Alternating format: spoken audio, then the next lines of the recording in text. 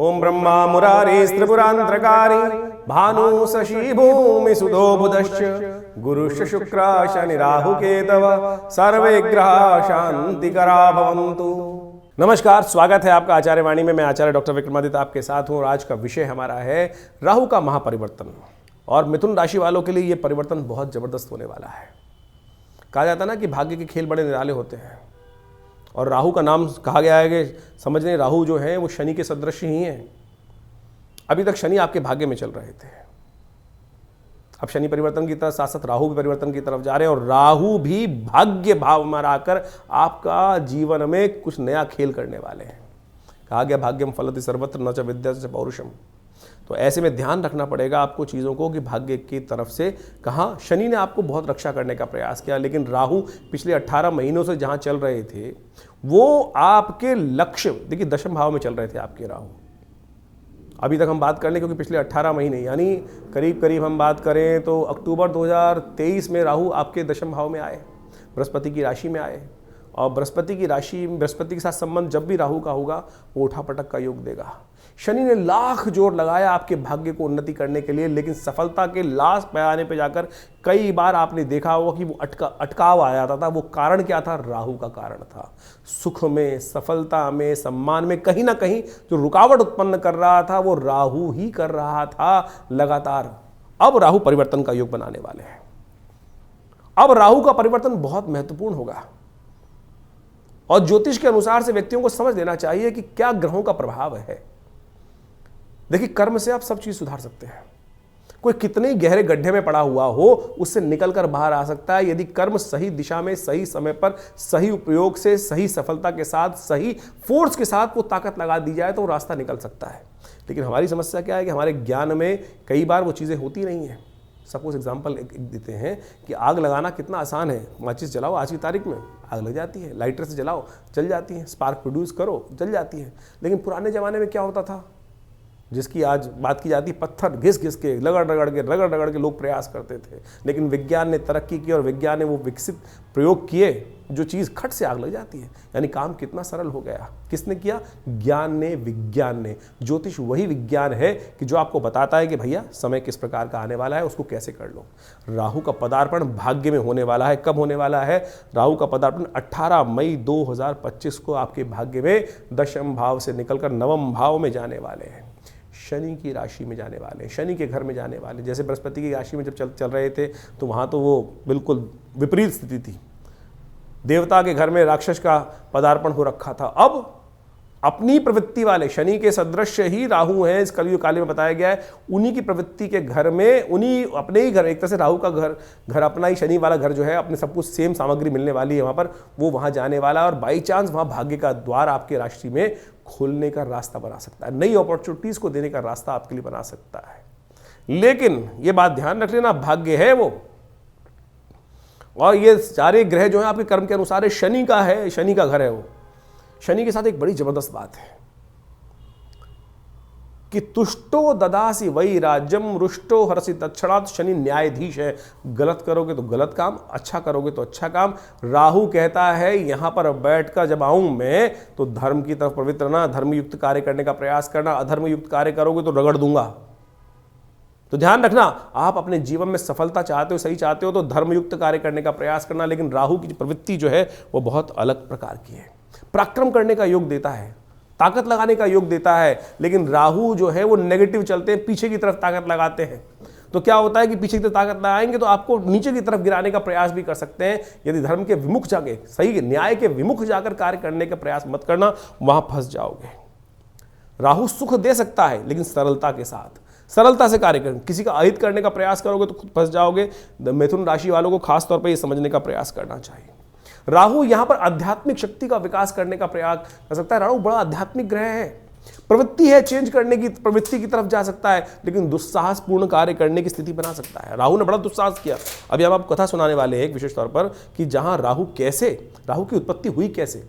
आमतौर पे लोगों को पूरी तरह से शायद बहुत लोगों को ज्ञान है, आपको ज्ञान होगा, लेकिन बहुत सारे लोग हैं जिनको पता नहीं है। अभी अब कथा हम सुनाएंगे, पुरानी कथा, जिस प्रकार से जो सागर मंथन की कथा है, जब अमृत की निकालने के लिए पूरा संघर्ष हुआ, मंथन हुआ, तो उसमें राहु कैसे अपने अनुचित कार्य को पूर्ण करने के लिए, अनुचित इच्छा को पूर्ण करने के लिए, जो भगवान की इच्छा नहीं थी उसके विमुख जाकर कार्य करने के लिए राहु ने क्या कार्य किया और उसका दंड किस प्रकार से भोगा। तो यानी आप समझ लीजिए, राहु ने अपने जीवन के दृष्टांत से परिवर्तन दिया कि यदि गलत भावना रखोगे तो वो प्राप्त भी कर लोगे तो तब भी कहीं ना कहीं परेशानी में फंस जाओगे। तो ऐसा ध्यान रखने की जरूरत है। सरलता के साथ अपने आप को छोड़ने का प्रयास करो।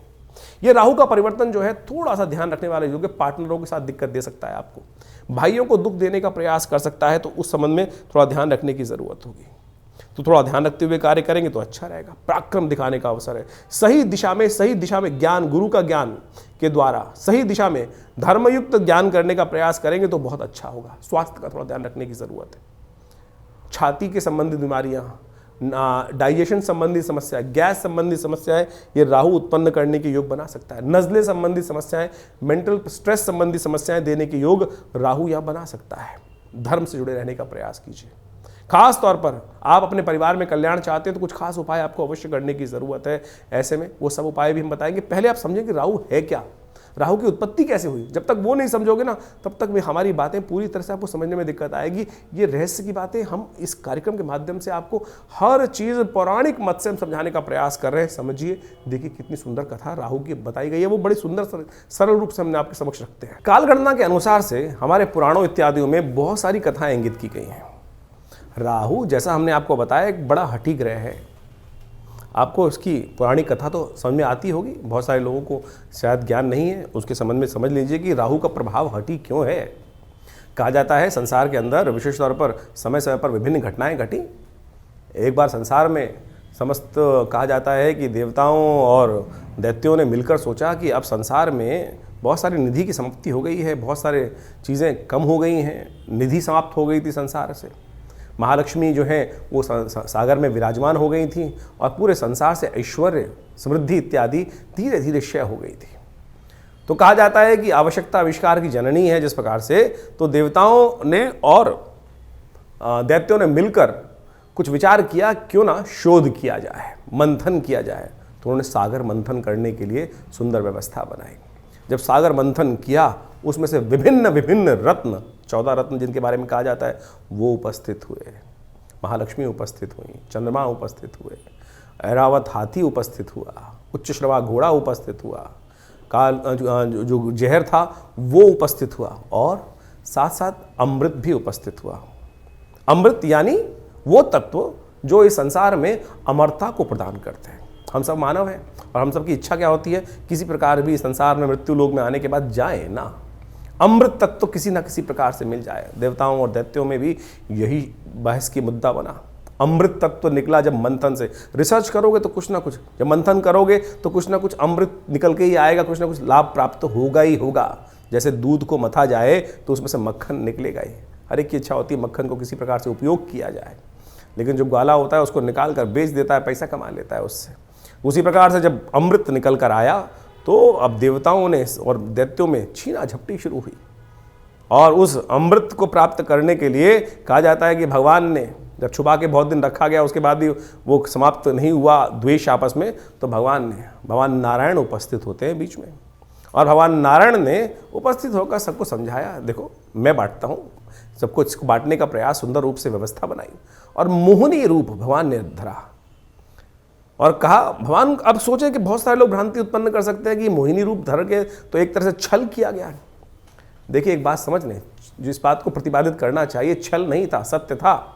इसलिए था कि दैत्यों को अगर आप दे देते, गलत व्यक्ति के हाथ में अगर पावर दे दोगे, इस वक्त विश्व की सबसे बड़ी जो मिसाइलें हैं किसी गलत व्यक्ति के हाथ में आ जाएं तो वो क्या करेगा, विश्व को डरा धमका कर सब कुछ अपना वर्चस्व स्थापित कर लेगा। तो भगवान नारायण ने जो सुंदर व्यवस्था बनाई कि अमृत तत्व का उपयोग दैत्य किस प्रकार से करेंगे, देवता किस प्रकार से करेंगे, वो पहले से ही अच्छे से समझते थे। तो उन्होंने सुंदर व्यवस्था को बनाने का प्रयास किया कि दैत्यों को किसी प्रकार भी अमृत नहीं मिलना चाहिए।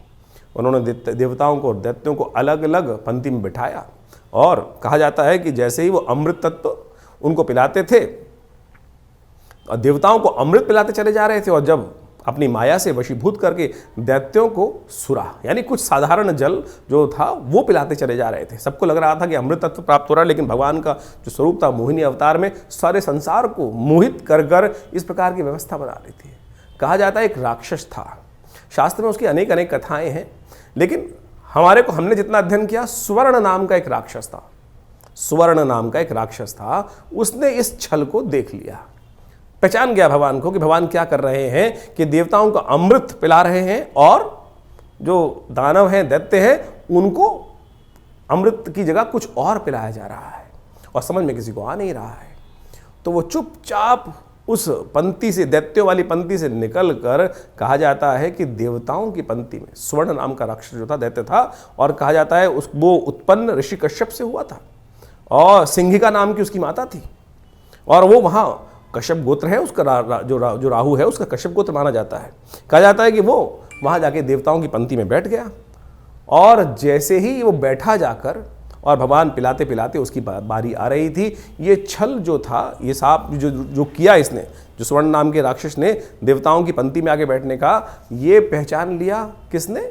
सूर्य ने और चंद्रमा ने। सूर्य और चंद्रमा ने ये सूचना देवराज इंद्र को दी, और देवराज इंद्र ने ये सूचना जैसे ही भगवान को दी कि भगवान आप जिसको अमृत पिलाने जा रहे हैं वो देवता नहीं, राक्षस है, दानव है, स्वर्ण नाम का राक्षस है। तो भगवान ने जैसे ही पान करवा रहे थे भगवान उस देवता स्वरूप में बैठे हुए उस राक्षस को, स्वर्ण को, तो उसने जैसे ही पान किया, तो भगवान ने जैसे ही उसको मुंह में जा चुका था उसके अमृत जो था, भगवान ने चक्रधारी भगवान ने चक्र चलाकर उसकी गर्दन काट दी। जो मुख था वो राहु बन गया और जो अधोभाग था वो केतु के रूप में उपस्थित हो गया। तो समझे ये स्वभाव कैसा है।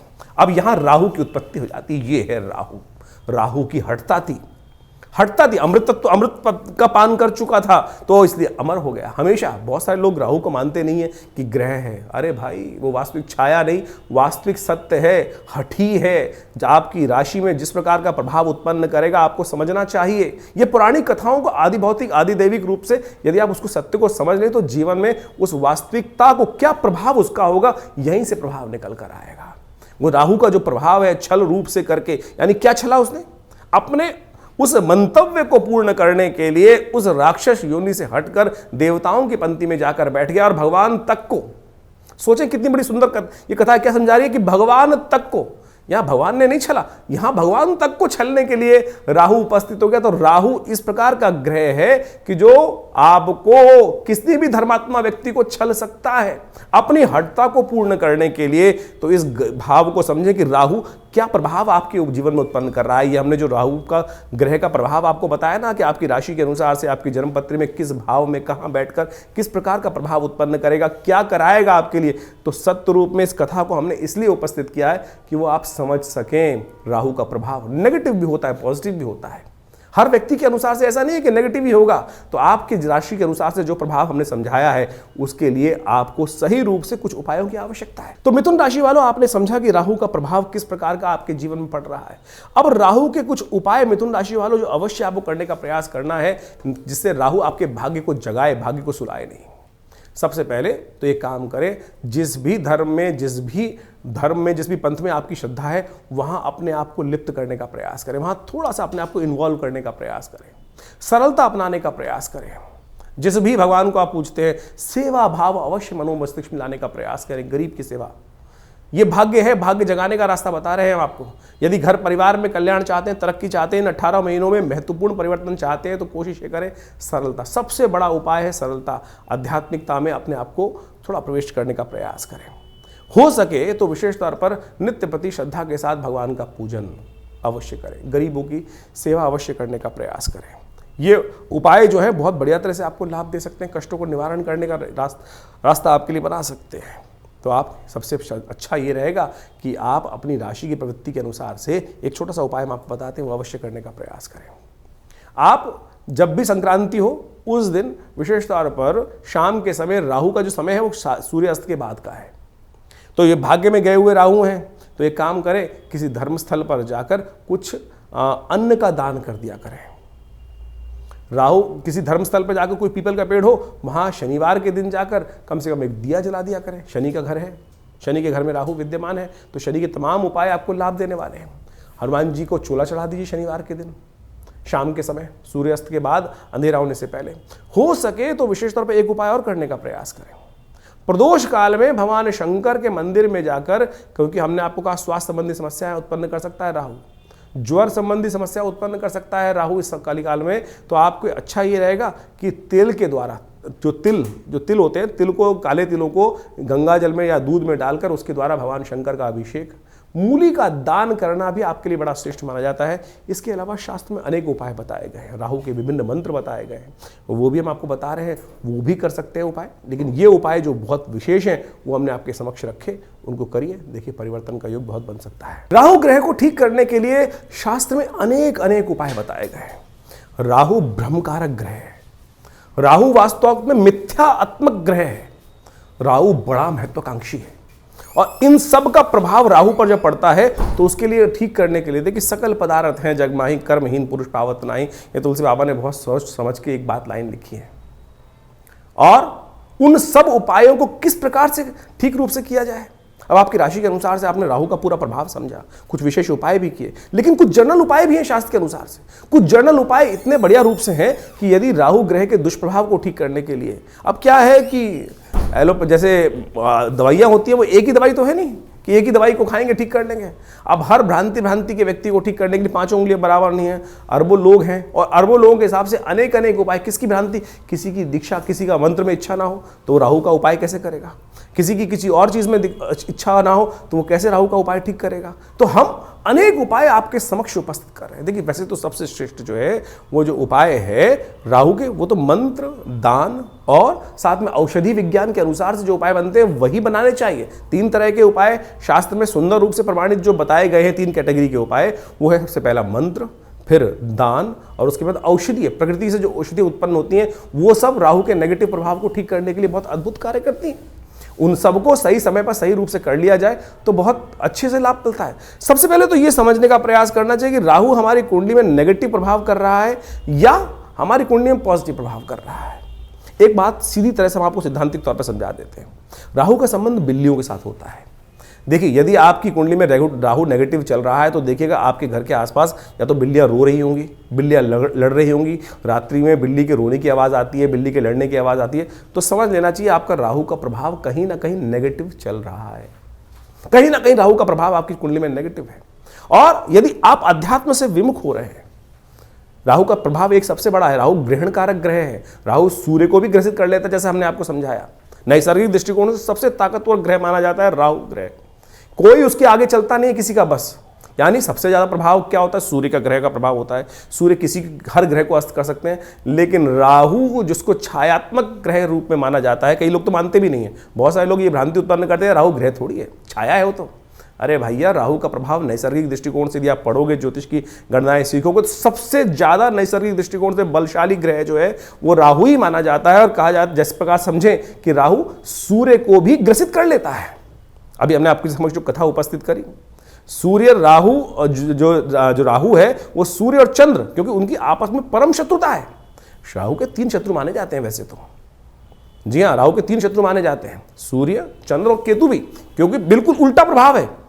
राहु के बिल्कुल स्वभाव से उल्टा प्रभाव है केतु की, हम कभी गणना करेंगे, बताएंगे आपको। लेकिन इस वक्त समझे कि जब राहु जो है सूर्य को ग्रसित कर लेता है, ग्रहण लगा देता है।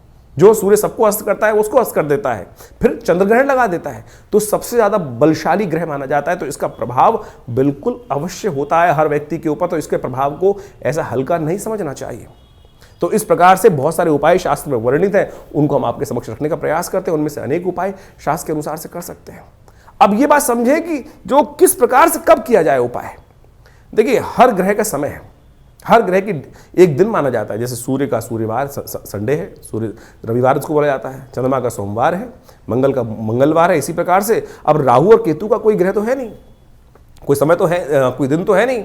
लेकिन राहु का जो समय है वो है प्रदोष काल, सायंकाल जो प्रदोष काल है। सूर्य अस्त जब हो जाते हैं, अंधेरा नहीं होता है, जो वो करीब करीब 2 घड़ी का आसपास का समय, 45 मिनट के आसपास का समय, वो राहु का वास्तविक समय माना जाता है, जिसको पक्की शाम बोला जाता है। तो ऐसा समय जो है वही प्रदोष काल है। इसलिए संबंध किससे निकला, शिव के साथ संबंध निकला। प्रदोष काल जो है सबसे श्रेष्ठ माना जाता है शिव के लिए, समस्त दोषों से रहित काल माना जाता है। और ऐसे में शिव के की आराधना, समस्त प्रकार के दोष जो है ना, ग्रहों के प्रभाव जो है वो त्रिपुरारी हर सकते हैं। तुलसी बाबा ने कहा है ना कि जो त्रिपुरारी हैं वही हमारे जो जीवन को शुभ कर सकते हैं, समस्त दोषों को हर सकते हैं। त्रिपुरारी भगवान शंकर जो हैं वही समस्त दोषों को हर सकते हैं। तो भगवान शंकर की समस्त प्रकार की आराधनाएं जो हैं वो राहु के नेगेटिव प्रभाव को दूर करती हैं। तो शाम के समय भगवान शिव का सुंदर रूप से अभिषेक करना, दूध से करना, जल से करना, घी से करना, शहद से करना, ओम नमः शिवाय का जप करना, बेलपत्र अर्पित करना, रुद्राभिषेक करना। उपयुक्त ब्राह्मणों के द्वारा जब राहु का नेगेटिव प्रभाव चल रहा हो तो क्या कर लें, सबसे पहले रुद्राभिषेक कर लें भगवान का। ये बड़े सुंदर रूप से कार्य कर सकता है। और साथ साथ क्या करें, ओम ओम भ्रांग भ्रींग भ्रौंग, जैसा हमने आपको बताया अभी कुछ देर पहले, ओम भ्रांग भ्रींग भ्रौंग से राहवे नमः, ये राहु का बहुत अच्छा मंत्र है, इसका जप कर लिया कीजिए। एक और राहु का उपाय प्रभाव बताएं, राहु का मंत्र जप जो करें रुद्राक्ष की माला से कर सकते हैं, वो कोई दिक्कत नहीं है, लेकिन बड़े शुद्ध रूप से करें। बड़ा सीधा साधा मंत्र है, ओम भ्रांग भ्रींग भ्रौंग से राहवे नमः। एक काम और कर सकते हैं, जो पूजा वाले नारियल होते हैं ना, जब राहु का नेगेटिव प्रभाव किसी प्रकार भी ठीक ना हो रहा हो तो एक काले कपड़े में शनिवार के दिन रात्रि के समय शाम को जब सोएं तो अपने सिराने 4 पूजा वाले नारियल काले कपड़े में लपेट के रख लें और सुबह किसी चलते पानी में उसको प्रवाहित कर दिया करें। ये राहु का बहुत अच्छा नेगेटिव प्रभाव को दूर करने के लिए अद्भुत उपाय है। और साथ साथ एक उपाय और हम बताने का प्रयास करें, मां दुर्गा की सुंदर आराधना भी राहु के नेगेटिव प्रभाव को ठीक करती है। एक बात और समझ लें, किसी प्रकार का तामसिक आहार, किसी प्रकार का गलत भावों में जाना, ये राहु के नेगेटिव प्रभाव को और बढ़ा देगा।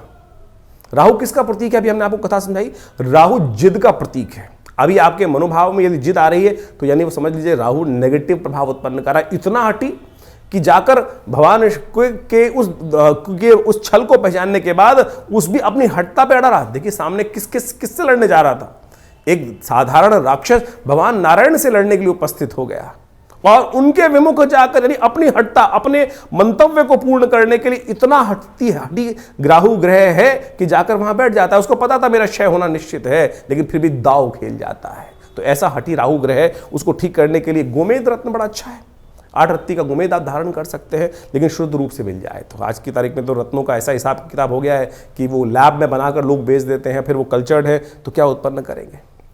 इसके साथ साथ आप राहु का जो प्रभाव है वो भी उसको ठीक करने के लिए कार्य कर सकते हैं। आप एक काम कर सकते हैं, कोयला लेकर यदि शाम के समय चलते पानी में उसको प्रवाहित कर दीजिए। कभी कभी ये उपाय कर लिया कीजिए। मूली का दान करना भी राहु के लिए बड़ा अच्छा उपाय माना जाता है। एक उपाय और बताया आपको हम, बड़ा सुंदर उपाय है। देखिए राहु जो प्रभाव है ना वो भ्रम का प्रभाव है। भ्रम छाया कारक ग्रह है। राहु के उपाय को, राहु के नेगेटिव प्रभाव को ठीक करने के लिए काम कर सकते हैं आप नित्य प्रति। देखिए हमने जैसे कहा कि औषधि जो विज्ञान है वो बड़ा सुंदर है। अपने घर में गूगल की धूम्र उपस्थित किया करें।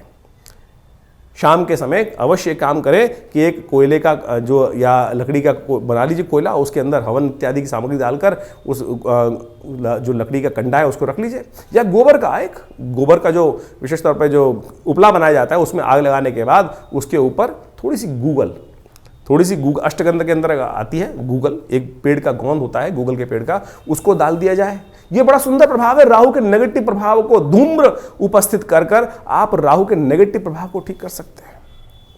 राहु के विभिन्न कोण हैं।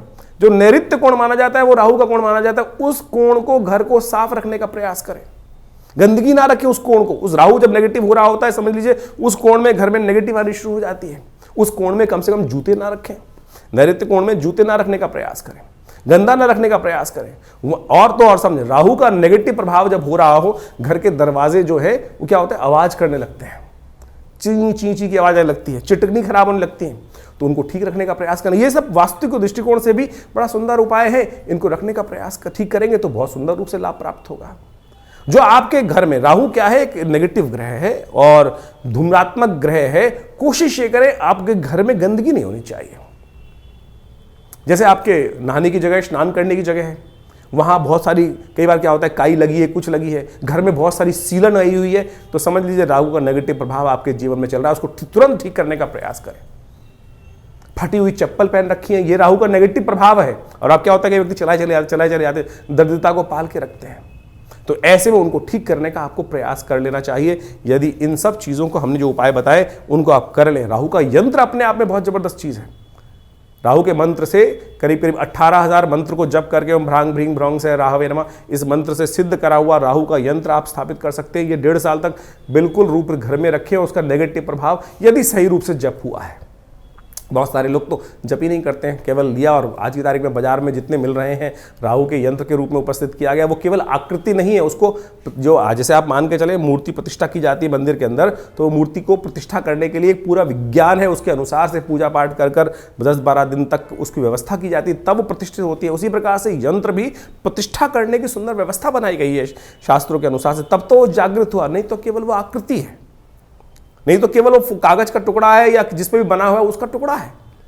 यदि सिद्ध राहु के यंत्र को स्थापित कर आप चांदी के पत्रे पर लगा रहे अपने घर के द्वार पर लगवा दें, तो राहु के नेगेटिव प्रभाव को ठीक करने के लिए बहुत सुंदर रूप से कष्ट का निवारण करने का योग बन जाता है। तो ये छोटे छोटे उपाय हम आपको बताने का प्रयास कर रहे हैं।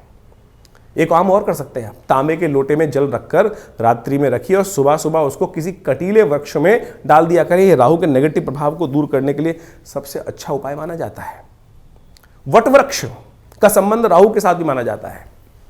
वृक्षारोपण, किसी देवस्थल पर जाकर आपके द्वारा कोई वट वृक्ष लगाएं और घर के नैऋत्य कोण की तरफ लगाने का प्रयास करें। घर के नैऋत्य कोण की तरफ यदि आप कोई ऐसा बड़ा विशाल वृक्ष लगाकर दूर, घर से दूर, पार्क इत्यादि में नैऋत्य कोण की तरफ चलते हुए लगाएं और उसको नित्य प्रति पोषित करें, तो ये राहु के नेगेटिव प्रभाव को ठीक करने के लिए बहुत अच्छा उपाय कर सकता है। सीधे साधे उपाय जो हमने आपके समक्ष उपस्थित किए हैं, ये करेंगे तो बहुत अच्छा रहेगा। सबसे बढ़िया श्रेष्ठ उपाय भगवान शिव की आराधना, तिलोदक, तिल के जल से तिल मिलाकर उसके द्वारा भगवान का सुंदर अभिषेक, भस्म के द्वारा भगवान का अभिषेक करना, ये समस्त चीज़ों से राहु का नेगेटिव प्रभाव, देखिए इतने उपाय हमने आपको बताए, इनको समझ लीजिए, करेंगे तो बहुत सुंदर रूप से आपके नेगेटिव प्रभाव को ठीक करने के लिए राहु अद्भुत रूप से आपकी सहायता ही करेंगे, लाभ ही देंगे। तो ये आपने राहु का जो प्रभाव है आपकी राशि के अनुसार से समझा, लेकिन जन्मपत्री तो है, पूरे बहुत सारे ग्रहों का योगा योग का प्रभाव है, वो उसको समझना चाहिए।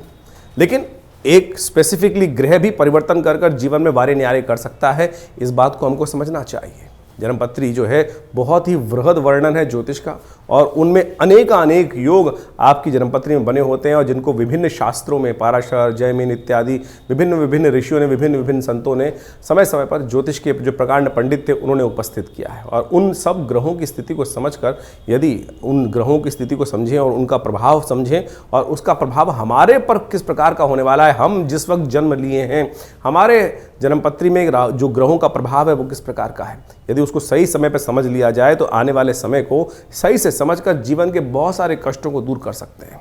कई बार क्या होता है कि जब भाग्य में बहुत कुछ कष्ट लिखा होता है तो हम सही जगह पहुंच नहीं पाते हैं। इसलिए भाग्य को, ज्योतिष विज्ञान जो है, ज्योतिष को विज्ञान कहा जाता है, ज्योतिष को शास्त्रों में जो विज्ञान की बात की गई है, देखिए सोचें कि आज नासा की जो गणनाएं हैं वही हमारे ज्योतिष शास्त्र की गणनाओं को बिल्कुल मैच करती हैं। चाहे वो ग्रहण का प्रभाव हो, चाहे वो ग्रहों की दूरी हो, चाहे वो ग्रहों की गति हो, चाहे वो ग्रहों का जिस प्रकार से अस्त होना, दिखाई देना, किस प्रकार का योगा योग बनना है, कब, आज नहीं 100 साल बाद का भी गणना ज्योतिष शास्त्र के अनुसार से बताई जा सकती है, और वो बिल्कुल एग्जैक्टली मॉडर्न एस्ट्रोनॉमी के पॉइंट ऑफ व्यू से बिल्कुल एग्जैक्ट बैठती हैं। तो आप इस बात को सत्य रूप में समझ लें कि ज्योतिष के प्रकांड पंडित जिन्होंने इस संपूर्ण ज्योतिष विज्ञान की संरचना अनादिकाल से करी, अनादिकाल से, कोई इसको गणना की जाए कि 100 साल, 500 साल पहले, 1000 साल पहले या 2000 साल पहले, नहीं, अनादिकाल से भारत के अंदर वेद विज्ञान के अनुसार से जो सृष्टि संवत लिखा गया वो करोड़ों में है, और उसके अनुसार समझ सकते हैं कि हमारी काल गणना बिल्कुल एग्जैक्ट कहाँ से रही। हम विकसित थे, विकसितता की तरफ चलते चले जा रहे हैं, और ज्योतिष की महत्ता इसी बात से प्रपूरित हो जाती है कि ज्योतिष की जो गणनाएं हैं वो बिल्कुल आज मॉडर्न साइंस के अनुसार से एग्जैक्ट बैठती हैं। तो इस बात को हमें ज्योतिष विज्ञान को समझना चाहिए और ग्रहों की गणना के अनुसार से चीज़ों को समझते हुए कार्य कर लेते हैं। बहुत सारे लोग विडंबनाएं मन में उत्पन्न कर सकते हैं कि सब बकवास है, कुछ नहीं है, क्या नहीं है। ऐसे तो मॉडर्न जो हेल्थ पॉइंट ऑफ व्यू से जो मॉडर्न विज्ञान है उसके अनुसार भी बहुत सारी चीज़ जंजाल बन जाती हैं, और लेकिन जब भाग्य होता है तो सही दिशा, सही डॉक्टर पे व्यक्ति पहुंच जाता है और उसके द्वारा बताए गए निदान को प्राप्त कर आरोग्यता प्राप्त कर लेता है। वही ज्योतिष विज्ञान है कि सही समय पर हमें सही समय की चाल समझ में आ जाए और उसका प्रभाव हमारे जीवन पे किस प्रकार का प्रभाव होने वाला है वो समझ में आ जाए, तो हम जीवन के वारे कष्टों को दूर कर सकते हैं, वारे न्यारे कर सकते हैं। तो इसलिए अपनी जन्मपत्री को समय समय पर दिखाते रहना चाहिए। ये जो हम लगातार संवाद आपके समक्ष अपने चैनल के माध्यम से उपस्थित करते रहते हैं, बताते रहते हैं ग्रह गणनाओं के बारे में। अब देखिए यहाँ पर तो राशि के अनुसार ही बताना पड़ेगा, यहाँ तो ग्रहों की चाल के अनुसार ही बताना पड़ेगा। क्यों? क्योंकि अरबों लोग हैं संसार के अंदर, हर एक का भाग्य अलग है। बिल्कुल जो आपके मन में प्रश्न उठ रहा है कि हम जो ज्योतिष की राशि के अनुसार से बात करते हैं तो 12 राशियों में पूरे संसार को नहीं बांट सकते, बिल्कुल सही बात है कि उसको, लेकिन आउटर पेरिफेरियल तो सेट कर सकते हैं। क्या योगायोग है, उस योग के अनुसार से समझ तो आ सकती हैं चीजें, लेकिन आपकी जन्मपत्री में किस प्रकार का योग कैसा बनने वाला है, कब बनने वाला है, उसको क्या निदान किया जाए, उसके लिए आवश्यकता है कि जो पर्सनल जो कंसल्टेशंस होती हैं, जन्मपत्री में विचार विमर्श किया जाए, वो समय समय पर परिवर्तन होता रहता है। और उसके लिए आप समझें, जानें, और उसके लिए पर्सनली आप आश्रम पे आ भी सकते हैं, संपर्क साध सकते हैं। यह आश्रम जमुनापार दिल्ली में स्थित है, विवेकानंद योगाश्रम, और यहाँ पिछले करीब 60-70 सालों से विभिन्न पराविद्याओं पर शोध चलता है। आचार्य श्री केशव देव जी महाराज के सानिध्य में रहकर हमको ये सुख प्राप्त हुआ कि जिसके द्वारा हमने इस ज्योतिष विज्ञान को उनसे बाल्यकाल से ही सीखा, समझा और उन विवेचनाओं को उपस्थित किया, बहुत सारे शोध किए, बहुत सारे मंत्रों का उपचार किया, बहुत सारे यज्ञ इत्यादि आज भी उसी रूप में चलते हैं। नित्य प्रति 8 घंटे यज्ञ चलता है विवेकानंद योगाश्रम में, जो आचार्य श्री केशव देव जी महाराज के द्वारा स्थापित किया गया। आप भी उस यज्ञ में समय समय पर जो कार्यक्रम होते हैं उसमें आके स्थित हो सकते हैं। विभिन्न ग्रहों के उपचार किए जा सकते हैं। विभिन्न ग्रहों की जो समस्याएं हैं उनके निदान जो है ना वो अनेक रूप से बताए गए हैं। सबसे बढ़िया मंत्र जप, यज्ञ, यंत्र, दान इत्यादि बताए गए हैं। औषधि के अनुसार से बहुत सारे उपाय बताए गए हैं। उन सबको हम समय समय पर आपके समक्ष उपस्थित करते रहते हैं। तो आप इस संस्थान पर आकर माँ भगवती का सुंदर श्री विग्रह जो विराजमान है उनके भी दर्शन कर सकते हैं। और उन्हीं का प्रभाव है कि जो आज इस तपस्थली पर नित्य प्रति 8 घंटे यज्ञ चलता है। भगवान की कृपा से समस्त रूप से बहुत बड़ी गौशाला है और वहाँ पर भी गौ सेवा इत्यादि के कार्य किए जाते हैं। औषधालय है जो योग, प्राकृतिक चिकित्सा, आयुर्वेद, फिजियोथेरेपी, एलोपैथिक को इंटीग्रेट करके हम बहुत सारे रोगों का निदान करते हैं। भारत सरकार के पैनल पर हैं।